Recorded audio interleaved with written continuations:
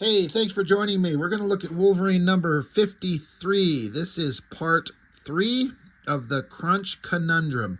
Boy, I got to tell you, I hate Mojo. I don't like the character. I don't like any story ever that I've ever seen with him in it.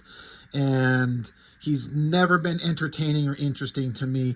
And I just do not understand the appeal. I kind of get the idea. Like, I understand what the character is supposed to be about and what he represents.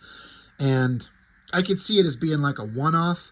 Um, wasn't he introduced in like the long shot kind of storylines? When I started collecting X-Men forever ago, long shot was long since gone. Or at least, I mean, I say long since gone. Long shot was gone. Um, I guess I don't know exactly how long he had been out of the picture, but it felt like he was just a character that hadn't been around forever. But I guess I don't know how long it's actually been. The kind of the character and his influence was still kind of felt in the books a little bit, but he was gone. I started collecting and reading X-Men's in the very late 80s and early 90s. And so, yeah, Longshot was gone. So I never read any of the original stories. And I don't really care for Longshot either. I don't get it, you know. Yeah, maybe I had to be there. But if Mojo is what came with that character, I kind of wish that they would both disappear. But he's, for some reason, Mojo keeps getting put up in here like he's one of the classic villains of Marvel Comics. And I don't think there's long staying power. He's kind of a one note joke. And I've never cared for the character. So, that being said, I am not particularly interested in what goes on in the story in this issue. I did review issue 51. It started out this Crunch Conundrum storyline that Andy Kubert drew. I reviewed that book. It's been a couple of months since I did that one. I don't think I have issue 52, the part 2. I looked up the cover for it, and it looked familiar, like I've seen it, but I don't think I've ever seen it anywhere else. I'm pretty sure I've seen somebody, maybe Blood Force Mitch, I think, review it on his channel. I remember thinking the art looked great because, of course, it's Sylvestri. That's the only reason I'm here. There's something about Sylvestri's old work that just was so freaking magical. I've said that forever. And he's got very distinct kind of styles in artistic eras. His Wolverine and X-Men stuff when he was inked by Dan Green, and then he shoots over to Image Comics and does his Top Cow Cyberforce Darkness stuff, and then, that's another type of style, and then we got the current stuff that he's doing. It all looks great, but I keep coming back to this stuff here with Dan Green might be my favorite stuff. He hadn't quite moved over into that style that, by his own admission, he started aping Jim Lee and the kind of visual language that he was putting out into books. And we hadn't quite got there yet, but I feel like you could kind of feel him going in that direction a little bit. I might be projecting. I don't know. Either way, Sylvestri does everything really well, and even if it's a character, or, Wolverine, love him. Mojo, hate him. But regardless of all of that, the artwork always looks great. So that's why we're here. We're going to look at some Sylvestri work on Wolverine in this dumb storyline where it's Mojo and all universe threatening stakes. Who cares? I really could not have cared less about anything that's going on. Nothing in these stories has ever stuck with me. A lot of the stories in the earlier Sylvestri run of Wolverine, I remember bits and pieces extremely clear, but there's nothing, and I mean nothing in this stuff that has ever stuck with me. Flipping through these, it's kind of like, it's almost like seeing something new for the first time.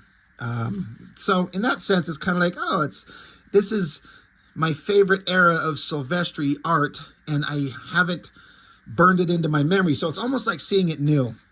They're in some otherworldly universe. It's Wolverine, it's Mystique, and it's Spiral, and a motorcycle. Wolverine's got to get his outfit on. Classic yellow outfit. I'm a much bigger fan of the brown and tan. I always will. The yellow is classic, but I prefer the other one. But yeah, they're together, and, enemies have to join up to fight for the mutual benefit of everyone. There's some kind of, it's not extremely clear.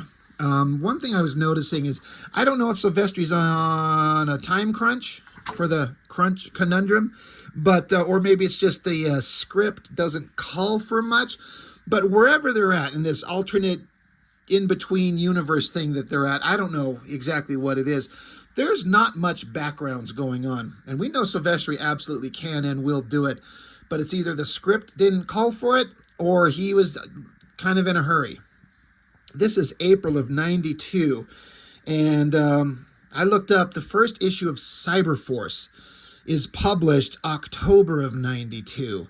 So maybe I don't know what the exact time frames are or when, you know, if you've paid attention to the story of how Image Comics formed and how a bunch of them were at some, I think it was a Sotheby's auction, and the wheels were already turning to get Image Comics formed, and McFarlane ran into Sylvestri and gave him the sales pitch and said, hey, we're going to go off and do this. You can think about it, but you have to let us know by tomorrow morning.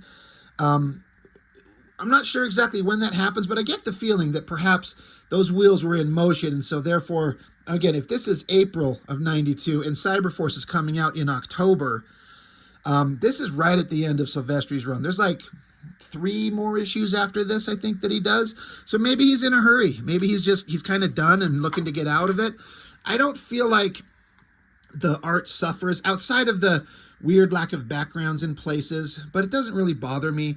But yeah, there's this giant pit of fire and energy, and so they're going to get on the motorcycle and do a thing where if you kind of are speeding along the inside edge of the pit and keep going in a circle and keep your momentum up, you can kind of drive yourself down or up it to get into it, to stop it. I don't know. I sit here and think as an artist, if this was given to me as a task to draw, okay, put Wolverine in his yellow outfit on top of a motorcycle, have the 4-armed Spiral sitting on the handlebars, and put Mystique on the back of it, and have them riding down a giant pit of fire. I'm like, God, that sounds very convoluted to try and draw. But he gets it. I love everything about this era of Sylvestri. Yeah, so Sylvestri on pencils, inks are Dan Green with an assist from Barta and Jansen. So off they go on a motorcycle down the pit, and this overhead elevated shot. It's kind of hard if you're not really sure what you're, understand what you're reading. But yeah, they're riding along the inside edge of the pit, and Wolverine's saying, as long as we maintain enough velocity, we're perfectly fine. But then everything doesn't go as planned. God, he draws a really psychotic looking Spiral, which I think that's supposed to be what she is, right? I mean, Spiral's supposed to be kind of just insane. Sylvestri draws, look, she's riding on the handlebars, and he's got her perfectly formed female. Did I call Spiral a 4-armed? She's 6 arms, right? Yeah, my mistake. Sorry. I noticed the 3. I'm sorry, my mistake. But he's got her little perfectly shaped ass right on Wolverine's motorcycle, right in front of his face. And I don't know, Sylvestri can't help but even make these weird, creepy characters look kind of freaking hot. It's kind of funny. Anyway, they're riding down. They fall through a hole. Whatever. I don't know what's going on. But again, very simple background. So I'm guessing he was able to pump these pages out probably relatively quickly. They fall through some whatever space. I've noticed that this very low angle looking up at faces is a shot that Sylvestri likes to reproduce often. I've seen this face drawn many times in varying ways, and they always look good. He really nails it. That's not the best one he's done, but it's still pretty good. They're falling down the pit. There's a giant TV monitor with Stupid Mojo's fat fucking face on it. They crash into it. Jubilee was captured, I guess, at one point, and so maybe they're trying to rescue her. Wolverine's pissed off and scratching with his claws on the monitor on the floor. And then there are these weird leather-bound zombie things. Wolverine calls them plasma wraiths. Yeah, this creature comes up out of the ground and says, "Does Mojo desire their nullification with fear, pain, protracted suffering?" And Mojo's like, "Oh, yes, especially the protracted suffering." All right. So we have to have some, you know, faceless zombie monsters that we can kick the shit out of so we can have some action and fighting. That's cool. Um, I was surprised once again to get to this part and realize that this goddamn ridiculous concept of Albert, the robotic clone of Wolverine, and LCD, LC spelled ELSIE dash DEE. It's funny how I didn't know for years that it's supposed to be a play on the word like LCD, like liquid crystal display. LCD. When that finally occurred to me, I'm like, oh, I'm so stupid. I guess it's kind of clever. But freaking issue 50, what are we on? 53? These characters are still roaming around. And I gotta say, it got old really fast. I don't understand why this stupid character stuck around for so long and what the point of it was. And the way that she speaks, they have her speaking with this childish like lisp. Like it says here, what kind of test are you running on the skeleton? And then here she says, did you carbon date the skeleton? Like, I get that she's built to be a child. It's, what's his name? The robotic member of the Hellfire Club. God, I can't think of his name. But you know who I'm talking about.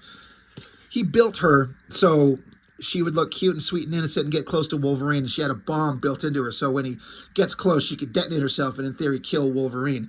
But none of that went according to plan, and now she's kind of a good guy, I guess. I do not understand the point of why they are still around. I do love this very organic pile of skeletons and bodies here. Man, Sylvestri's so good at that stuff. Whatever the hell that's all about. Back with Wolverine. He's getting back on his bike. More of these leather-bound zombie things are coming after him. Wolverine and Mystique jump on the bike and get out of here. And Spiral's like, I'll hold them off while you guys get away. So off they go running. Wolverine's got his claws out, just chopping these things up. And it's, nice when he can use his claws violently against a bunch of faceless nothings, because we don't care if they're getting chopped up. Yeah, I gotta imagine. I've always thought that Spiral would be a hard character to draw. I mean, any character that's got like 2 arms on one side, but to put 3 on each side, tricky. He makes it work. But they're fighting, they're stabbing, they're yelling, big close-up of Wolverine's face. Again, no backgrounds anywhere. So again, I bet you Sylvestri is able to get through these pages pretty quickly. Again, I wonder if it wasn't because of, the impending approach of Image Comics. He's just trying to get out of it. He's not interested in spending a ton of time on these pages because he's got plans to make and Cyberforce characters to do. Back with Mojo. He's got Jubilee. She's captured. Wolverine's on his way to save her. They're back riding against the edges of some giant round tubular shape. I don't understand what's going on, and it's just not interesting. There's Gateway shows up, and then for some reason the Albert and LCD characters, they're flying around in many issues ago. There was the American forces sent a B-2 bomber after them, and it crashed underwater, and then Albert fixed it up, and now they're flying around, and now it's appearing in this alternate universe here. It's just so weird. The giant shot of Gateway screaming, mouth opening, I don't know. Then he fires missiles out of his mouth. I'm like, this is just the weirdest, like, what the hell psychotic, crazy, otherworldly, stupid Mojo adventure is going on here? I don't like this story at all. It's so ridiculous. If this wasn't anybody but Sylvestri drawing it, I think that I would have probably tossed these comics forever ago. Lots of awesome speed in that panel with the brush lines and the energy, the speed going on there. Um, Despite the fact I may not like Mojo as a character, a good drawing of him will always get my attention. And that's kind of an interesting shot with his big fat fingers. Really like these weird zombie things in the background. I really like this drawing of his arm and the shadows and the way that the muscles are lit. That's looking really fantastic.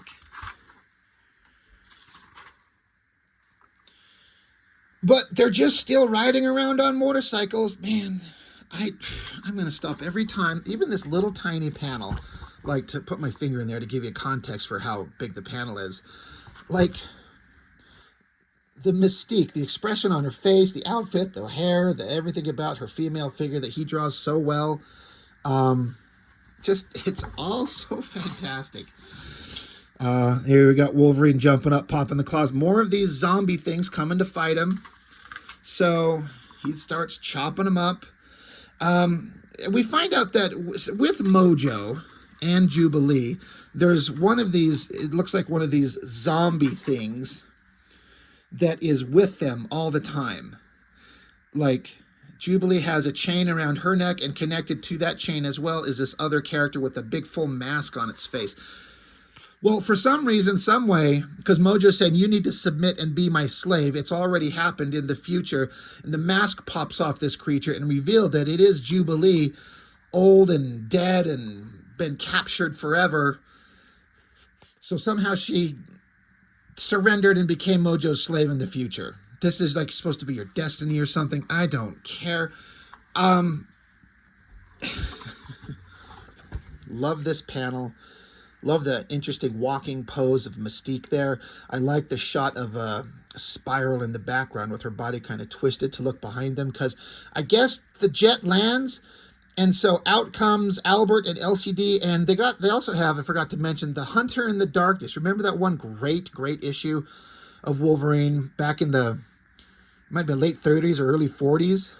Where Wolverine was up in the frozen north, and there was this like werewolf monster creature that was hunting people, and then somehow these two ended up with it. They're all running around together. These overly convoluted X-Men stories are just insane. Again, every drawing though, even as much as I hate this character, it's well done. This looks like a little kid figure. Look at that shot of Mystique with that big poofy hair.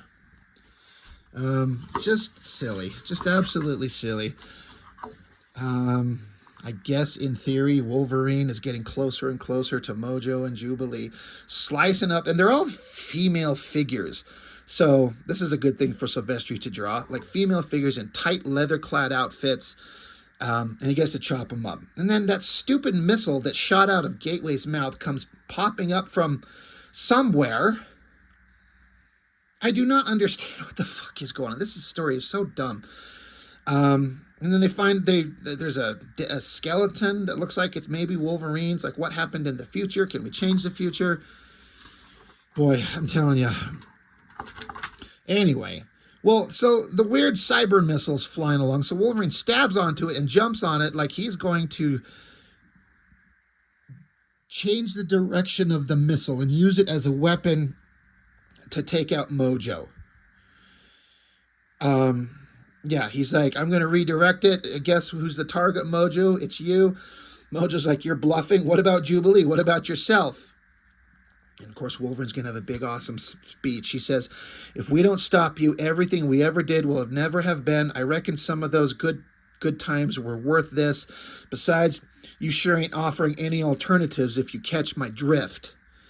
So he's like willing to sacrifice himself and everybody to stop this crazy, monstrous plan, whatever that Mojo's doing. It's really interesting, very like sketchy drawing of Wolverine riding that missile. I like it. Mojo's screaming at Jubilee. Well, he's not screaming at Jubilee. He's just screaming in general. I like that cutesy facial shot of Jubilee right there. Sylvestri can do some very cartoony looking expressions. He's really good at that. And I like that Jubilee. So what she does is she fights back against Mojo, just even if it's pointless and doesn't help anything. She just kicks him in his big fat gut. And just that little bit of defiance makes future imprisoned Jubilee just disappear, vanish, because that version of her no longer exists because Jubilee decided to show some defiance and fight back. Sure. So then the chain's not attached to her, so she jumps off the weird floating platform, back with Spiral and Mystique doing whatever. I guess because the future's changing, because they're altering things, so the skeleton of Wolverine that was here disappears. So, all right, maybe we're changing things for the better. In theory, Wolverine's still riding the missile, chopping up things. Jubilee's trying to get out of there. She has to jump back into this time vortex portal to get home. Mojo, he's still cackling, trying to make plans, but it's not working. Here comes Wolverine, arms flexed back. He's going to either...